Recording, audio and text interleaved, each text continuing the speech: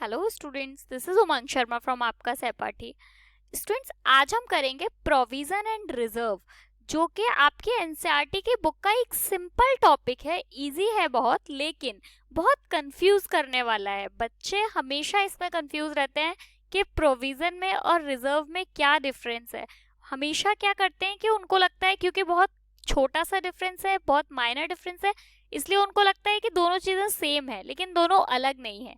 आज हम उस डिफरेंस को दूर कर लेंगे, फिर हमें कभी भी प्रॉब्लम नहीं होगी। लेकिन उससे पहले अगर आपने कॉपी पेन नहीं लिया है तो कॉपी पेन लो, चैनल को सब्सक्राइब कर लो और बेल आइकन को प्रेस कर दो। शुरू करते हैं। प्रोविजन क्या होता है? प्रोविजन होता है जब कोई ओनर अपने बिजनेस का P&L बनाता है, प्रॉफिट एंड लॉस अकाउंट बनाता है, तो वो क्या करता है, अब उसको ये पता होता है कि मेरी कौन कौन सी लाइबिलिटीज आगे अराइज होने वाली हैं, मुझे कहाँ कहाँ पैसा देना होगा। उसके लिए वो क्या करता है, एक कुछ अमाउंट अलग उठा के रख देता है। ठीक है, कुछ अमाउंट को क्या करता है, अलग उठा के रख देता है। अब ऐसे कौन कौन से उसके प्रोविजंस होते हैं, देखो। जैसे अब बिजनेस में अगर मशीनरी है या फर्नीचर है तो डेप होगा ही होगा, डेप्रिसिएशन होगा ही होगा, उनकी कॉस्ट कम होगी, तो वो उस टाइम में उस पैसे को यूज कर लेगा। बैड डेट्स, आपसे किसी ने पैसा ले रखा है, अब हो सकता है ना 1% चांसेस हैं कि वो पैसा आपके पास वापस ना आए, तो उस कंडीशन में क्या आप बिजनेस को लॉस दोगे? नहीं। आप क्या करोगे, वो जो आपने प्रोविजन का पैसा उठा के रखा हुआ था, थोड़ा सा पैसा जो आपने हर कुछ टाइम में अपने अकाउंट अलग से कहीं पे सेव कर रखा था, आप उसको यूज में ले लोगे। आपको पता है कि टैक्स आपको देना ही देना है। टैक्स कौन सा टैक्स? जो आप ईयर के लास्ट में गवर्नमेंट को पे करते हो। तो आपको ये तो पता है कि मुझे टैक्स देना है, लेकिन क्या आपको ये स्टार्टिंग में पता होता है कि आपको कितना टैक्स देना है? नहीं पता होता। क्यों? क्योंकि वो तो लास्ट में जब आप प्रॉफिट एंड लॉस बनाओगे, प्रॉफिट निकालोगे, उसके ऊपर टैक्स दोगे, जितना प्रॉफिट आएगा उस पर ही तो टैक्स देते हैं। तो हमको ये पता होता है कि हमको किन किन चीजों पर टैक्स देना है, लेकिन हमको ये नहीं पता होता कि कितना देना है। ऐसे ही डिस्काउंट ऑन डेटर्स, आपने अपने डेटर्स को कुछ डिस्काउंट दिया, आपने ईयर के स्टार्टिंग में थोड़ी ना डिसाइड कर लेते हो आपके मैं इतना डिस्काउंट दूंगा अपने डेटर्स को, वो तो बीच में जैसे सिचुएशन आती है उस हिसाब से डिस्काउंट दे देते हो। रिपेयर करा लिया, रिन्यूअल करा लिया, ठीक है। तो इसमें तो कहने का मतलब क्या हुआ कि जब हम अपनी लाइबिलिटीज, हमको पता है कि वो अराइज होंगी, उनके लिए जो पैसा हम उठा के रखते हैं, जो पैसा हम सेव करके रखते हैं, उसको बोलते हैं प्रोविजन। इसमें हमको ये पता होता है, क्या पता होता है, कि हमको पैसे की जरूरत पड़ेगी, हमारी लाइबिलिटीज कौन कौन सी हैं। ये लाइबिलिटी तो है बैड डेट्स, डेप्ट, टैक्सेशन, डेटर्स, ये लाइबिलिटीज है, लेकिन हमें अमाउंट नहीं पता होता। चलो अब आते हैं रिजर्व पे। रिजर्व क्या होता है? रिजर्व होता है जब हम क्या करते हैं, इसमें हमको प्रोविजन में हमको ये पता था लाइबिलिटीज कौन सी है, सिर्फ अमाउंट नहीं पता था। रिजर्व में तो हमें ये भी नहीं पता होता कि अमाउंट लाइबिलिटीज कौन सी होंगी, तो अमाउंट तो पता ही नहीं होगा।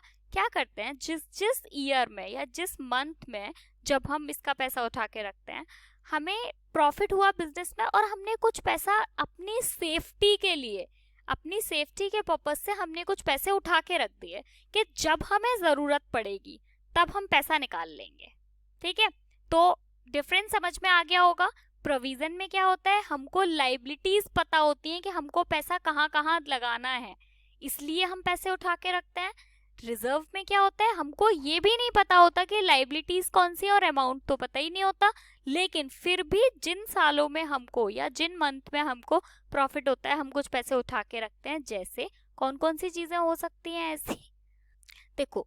कैपिटल, जैसे मान लीजिए मुझे बीच के मतलब ईयर के बीच में ऐसा लगा कि मेरे जो बिजनेस में थोड़ा सा और कैपिटल लगाया जाए तो बिजनेस और ज्यादा ग्रो कर पाएगा, तो वो पैसा जो लगाएंगे, ये तो नहीं पता था कि बीच में, आपको पता था कि बीच में पैसा लगाना पड़ेगा? नहीं पता था। ठीक है, तो वो हो गया रिजर्व।